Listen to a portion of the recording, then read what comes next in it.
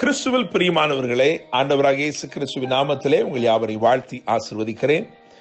இந்த நாளுக்கென்று தேவன் நமக்கு அருளியிருக்கும் ஜீவ வார்த்தை சங்கீதம் 3, அதிலே 3வது வசனம். ஆனாலும் கர்த்தாவே, நீர் என் கேடகமும் என் மகிமையும் என் தலையை உயர்த்துகிறவருமாய் இருக்கிறீர். என கேட்கும் தேவனுடைய பிள்ளைகளே, இந்த சங்கீதத்தின் மேல் விலாசத்தை கவனிக்கும் போது தாவீது தன் குமாரன் அப்சலோமுக்கு தப்பி ஓடி போகையில் பாடின சங்கீதம் என்று எழுதியிருக்கிறது. தாவீதின் தீமை தூரத்திலிருந்து வரவில்லை, ஆனால் தன்னுடைய கூடாரத்திலிருந்தே அது எழும்பி இருக்கிறது. இன்னும் சொல்லப்போனால், தான் வளர்த்த பிள்ளை யாரை பாசத்தோடும் நேசத்தோடும் வளர்த்தானோ அந்த பிள்ளையே அவனுக்கு விரோதமாய் எழும்பி இருக்கிறான். தாவீது சொல்லுகிறான், என்னோட கூட அப்பம் புசித்தவனே எனக்கு விரோதமாய் தன் குதிகாலை உயர்த்துகிறான் என்று சொல்லி. தன் கூடாரத்திலிருந்தே எழும்பின தீமை அவனை துரத்தினது. அவன் அடையாளத்தை மாற்ற நினைத்தது. ஆளுகை செய்கிற அவனை சிங்காசனத்திலிருந்து விரட்டினது. மாத்திரமல்ல, அவனுக்கு அவமானங்களை ஏற்படுத்தினது. அநேக அவமானங்களின் மத்தியிலே, தலைகுனிவுகளின் மத்தியிலே அவன் துரத்துண்டவனாய் ஓடி போகிறான். யூதாவின் வனாந்தர பகுதிக்கு ஓடி செல்கிறான். அப்படி ஓடி போகிற நேரத்தில் அவன் பாட்டு பாடுகிறான். அந்த பாடலின் வரிகள் இப்படியாய் இருக்கிறது. விசுவாசத்தினால் நிறைந்து அவன் சொல்லுகிறான், ஆனாலும் கர்த்தாவே, நீர் என் கேடகமும் என் மகிமையும் என் தலையை உயர்த்துகிறவருமாய் இருக்கிறீர்.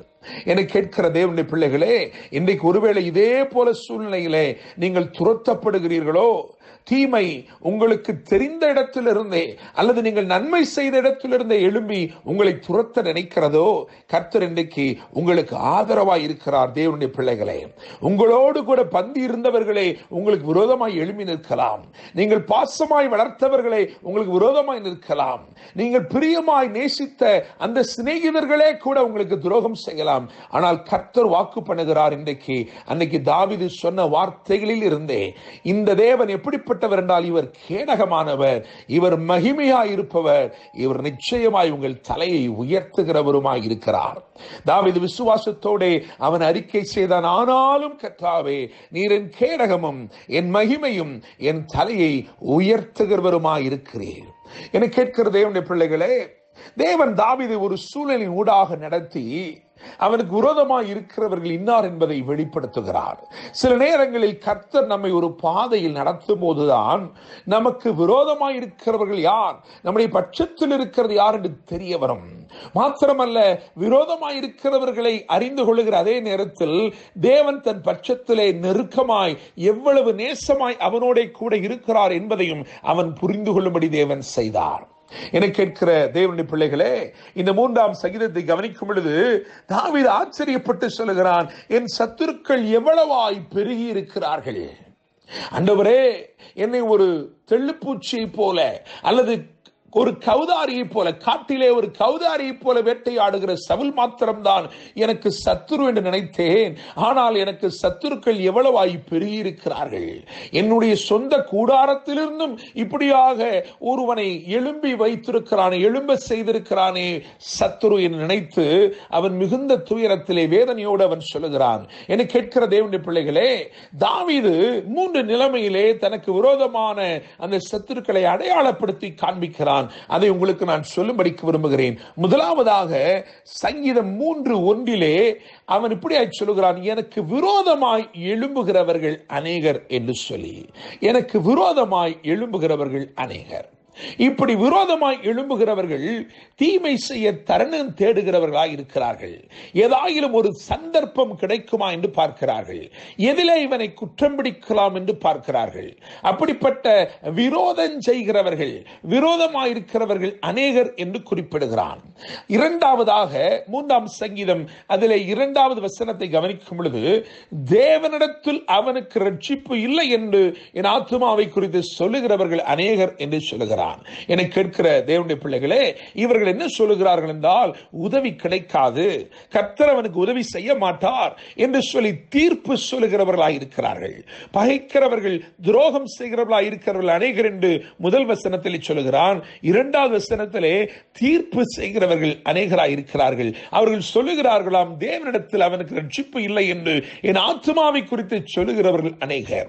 மாத்திரமல்ல, சங்கீதம் 4 அதிலே 6வது வசனத்தை பார்க்கும் பொழுது, இருக்கிறது, எங்களுக்கு நன்மையை காண்பிப்பவன் யார் என்று சொல்லுகிறவர்கள் அநேகர் என்று எழுதியிருக்கிறது. என கேட்கிற தேவனுடைய பிள்ளைகளே, அங்கே நாம் கவனிக்கிறோம், துரோகம் செய்கிறவர்கள், அதாவது அவனை குற்றப்படுத்தும்படி முகாந்திரம் தேடுகிறவர்கள் அநேகராயிருக்கிறார்கள். அடுத்தபடியாக தீர்ப்பு சொல்லுகிற நினைக்கிறவர்கள் அநேகராயிருக்கிறார்கள். மூன்றாவதாக நமக்கு தீமைதான் வரும், அவனுக்கு தீமைதான் வரும் என்று நினைத்துக் கொண்டு நன்மை காண்பிப்பவன் யார் என்று சொல்லுகிறவர்கள் அநேகராயிருக்கிறார்கள். இவர்கள் எல்லாரும் அநேகராயிருக்கிற அதே நேரத்தில் தாவீது சொல்லுகிறான், ஆனாலும் கர்த்தாவே நீர் என் கேடகமும் என் மகிமையும் என் தலையை உயர்த்த இருக்கிறேன். என கேட்கிற தேவனுடைய பிள்ளைகளே, இந்த ஜீவனுள்ள வார்த்தை அறிக்கை செய்து விசுவாசத்தோடு பேசின தாவீதை தேவன் விட்டுக் கொடுக்கவில்லை. நான் நம்புகிறேன், விசுவாசிக்கிறேன். ஒருவேளை சில சூழ்நிலைகள் தற்காலிகமாக உங்களை துரத்தினது போல இருக்கலாம், சில பின்னடைவுகள் தற்காலிகமாக ஏற்பட்டது போல இருக்கலாம், சில தலைகுனிவுகள் ஏற்பட்டது போல இருக்கலாம்.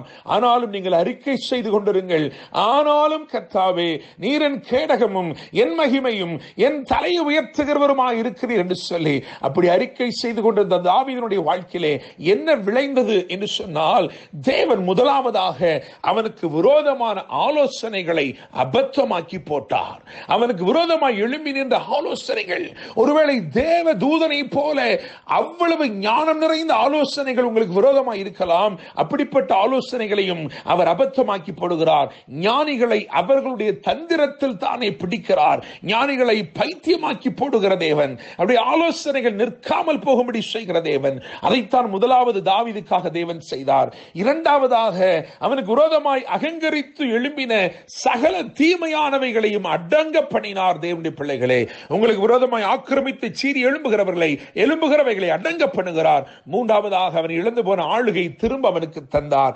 இன்றைக்கு விசுவாசத்தோட நாமும் தாவீதோடு சேர்ந்து அறிக்கை செய்வோம், ஆனாலும் கர்த்தாவே நீர் என் கேடகமும் என் மகிமையும் என் தலையை உயர்த்துகிறவருமாய் இருக்கிறேன். கர்த்தர் தாமே இந்த வார்த்தைகள் மூலமாக இன்னும் உங்களை ஆசீர்வதித்து வாழ வைப்பாராக. என்று அன்புடன் pastor Daniel Moses. God bless you.